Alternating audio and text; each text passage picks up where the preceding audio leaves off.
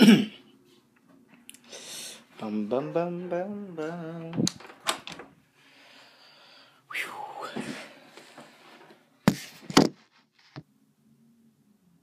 Yo, what's going on, everyone? It's Ram951.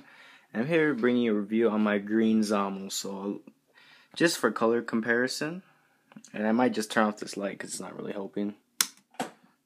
So, just for color comparison, we have this is my green Xamel, and then here's a Japanese release Xamel. Now, for a pointer, the Japanese release Xamel is a lighter tan or sand color, and it looks really nice. On my camera it's coming out bronze, and it's kind of how it looks, honestly.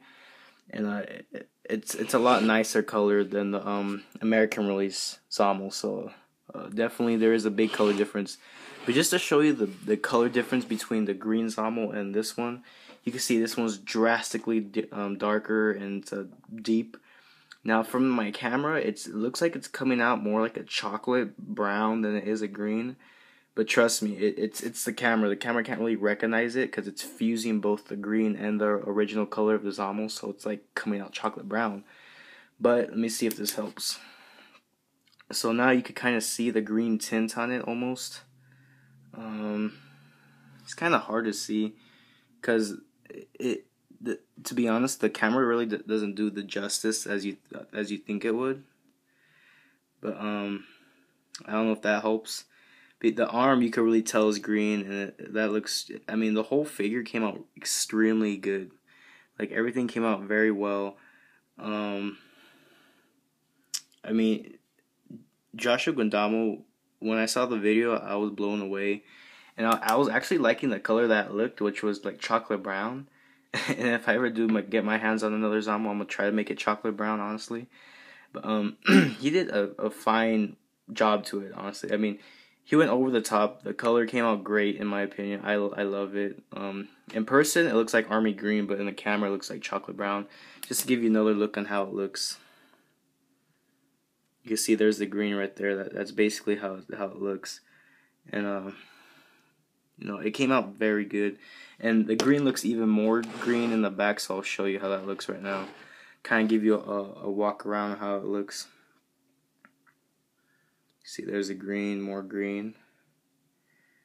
And the back came out like extremely dark green. I'm not sure why, but it seemed like it did. So you can see here, got more green. And he put these cool little decals on it, so it gives it that extra custom feeling. And you can see here's a Principality of Xeon insignia on the back, which looks really cool. I'm just doing it turn around basically. And he even put like these little these little arrows on the excuse me, on the wings, so they look cool. And as you can see, it came out a nice kind of, in the back it looks like an army green, and right now it's looking like an olive green. It just depends all on the lighting, but it came out this nice green. I gotta admit, I really like it. It's a forest green, and it looks extremely nice. And he even put like a little 6 number, so like 06 unit, which is pretty cool. I actually have a couple 06 units in my collection for Xeon. So the figure came out, I can't even speak because it came out so well. It came out extremely great. And I'm so happy. And you can see on the little toes, you have like this caution sign. And it's pretty cool. And then I forgot to show right here, there's even one that says, it's kind of, yeah, there it goes. Caution, avoid excessive use of controls. So he put these little extra things that made it feel more like the custom it is. And here's a better look at it. And you can see more of the green tint now, and put them together, kind of see it. But yeah, I mean, the green Xamel came out really good, and I'm very happy with how it looks. But there's one thing I wanted to show you guys that I think might blow your mind away, and I made a video about it like a while back when I got my second Xamel. And so let me just put this up real quick, okay? I'll be back. Okay, so I'm back, and I'm back with both Xamels. What I just did was I took apart the back from it, and it showed. It's kind of cool because right off the bat, you can actually see the difference of colors between the American release and Japanese release. If we take a look at the gun, see if this will help. If you take a look at the color of the gun, it's actually like a gray and then if we take a look at the color of the Japanese release, and I'll show you that there's a big difference in color. It's actually a nice acrylic. I want not acrylic, kind of like a graphite black, similar to how the desert version mobile suits, such as let's say ground type Gundam desert version, Zaku 2 desert version. You know how they have their weapons. Well, that's how the color of the Japanese release canon is. It's like a black, and this one's a gray. It's a pretty cool little difference. But that's not the reason why I want to take them apart and show you. So if you guys are familiar with the Xamel, you know the Xamel does not have a waist. I mean, you could turn them. See it using all this light. So you could turn the Xamel barely, like you can't even turn this guy. I'm not even kidding. If you have a Xamel right now, I would tell you guys go check it. This guy does not turn at the waist.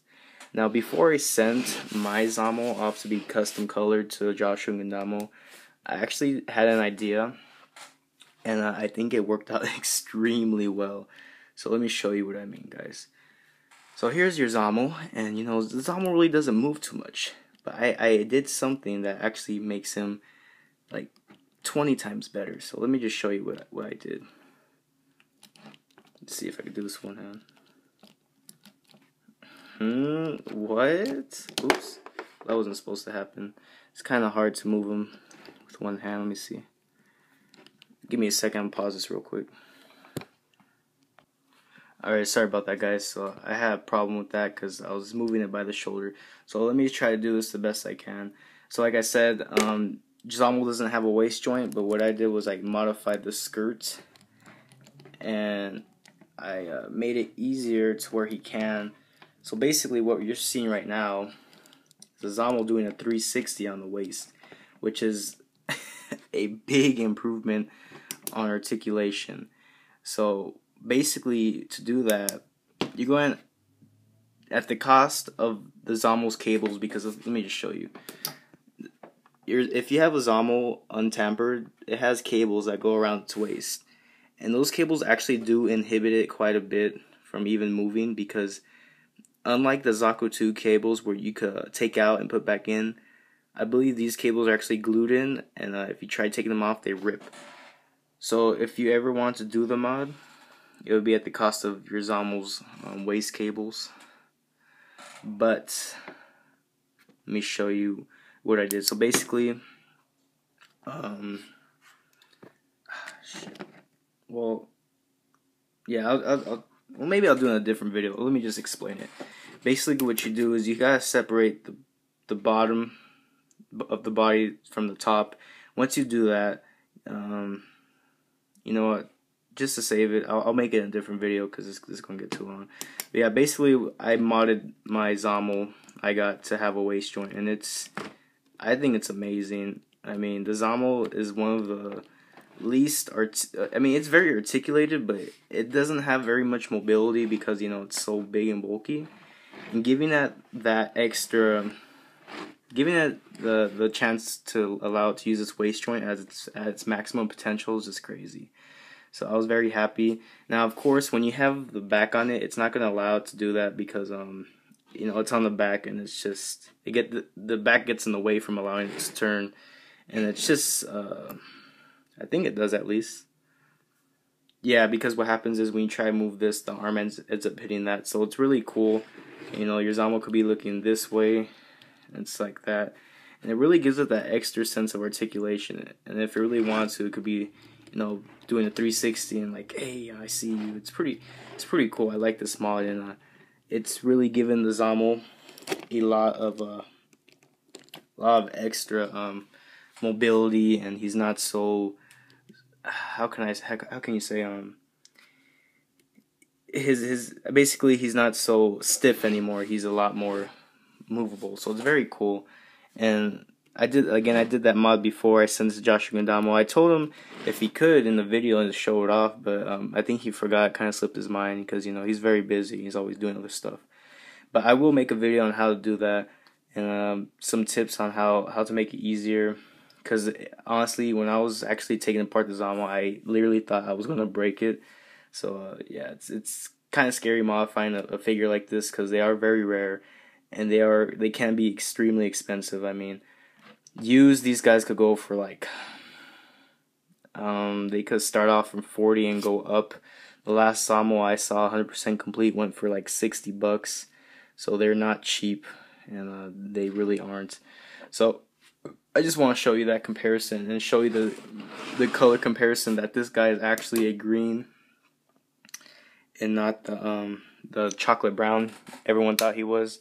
At least I thought he was chocolate brown, and other people did not think that his color was actually true to the green that Joshua Gundam said, but it's because the camera and the lighting. You kind of just gotta get it right so it looks green. Yes, I want to give a big thank you to Joshua Gundam for that, and I can't thank you enough for the custom. It came out extremely well, Joshua Gundam. I'll be sure to send you more figures when I do have some extra money to do the custom. So again, thank you, and thank you everyone for watching, and please stay tuned for my future videos and that video on how to modify your Xamel to have that beautiful waist joint at work. Alright guys, thanks for watching. Peace.